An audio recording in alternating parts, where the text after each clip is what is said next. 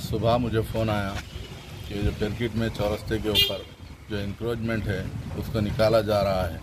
इत्तला मिलते ही मैं वहां पर पहुंचने के बाद मैं सवाल किया कि क्यों इस तरीके से तोड़ फोड़ कर रहे, अगर निकालना है तो कुछ टाइम दो, उसको निकालेंगे। लेकिन म्यूनसिपल कमिश्नर अपनी बात पे अड़े रहे और जेसीबी लगाकर वहाँ पर जो ठेले थे उसको नुकसान पहुँचाते रहे।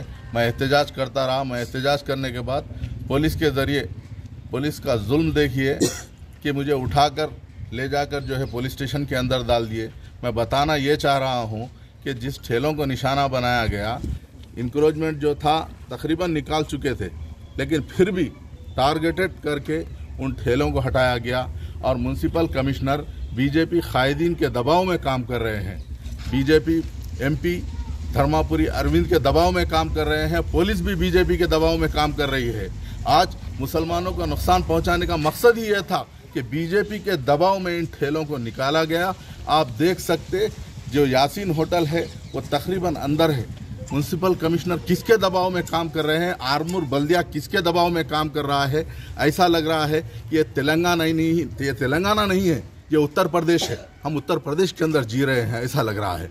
जिस तरीके से मुसलमानों का नुकसान पहुंचाया गया, आज पेरकिट के अंदर एक ऐसा माहौल है जैसा कि यहाँ पर 10 लोग मर गए तो जिस तरीके से गांव के अंदर मातम होता है वैसा माहौल बन चुका है। आज गरीब लोगों को नुकसान पहुंचाया गया, उनके कारोबार को नुकसान पहुंचाया गया। इसकी इत्तला हम सदर मजलिस बैरिस्टर असदुद्दीन ओवैसी साहब को भी दिए हैं और निज़ामाबाद ज़िले के इंचार्ज जनाब अहमद बलाला साहब को भी दिए हैं। और इंशाअल्लाह ताला इन जिन लोगों को हटाया गया उनको उनकी बाज़ाबादकारी के लिए मजलिस इत्तेहादुल मुस्लिमीन काम करेगी और इस मसले को लेकर हम सदर मजलिस के पास भी जाएंगे, असदुद्दीन ओवैसी साहब के पास जाएंगे और इन लोगों को दूसरी जगह पर जब तक अल्टरनेट नहीं बताया जाता मजलिस इत्तेहादुल मुस्लिमीन एहतजाज करेगी।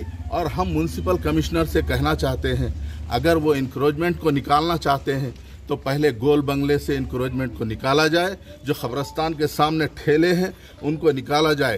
टारगेटेड अगर मुसलमानों की दुकानों को नुकसान पहुंचाया गया तो मजलिस इत्तेहादुल मुस्लिमीन खामोश नहीं रहेगी और इंशाअल्लाह ताला जितने भी लोगों को हटाया गया मजलिस उनके साथ है और उनकी दुकान लगाने के लिए फिर से कोशिश करेंगे।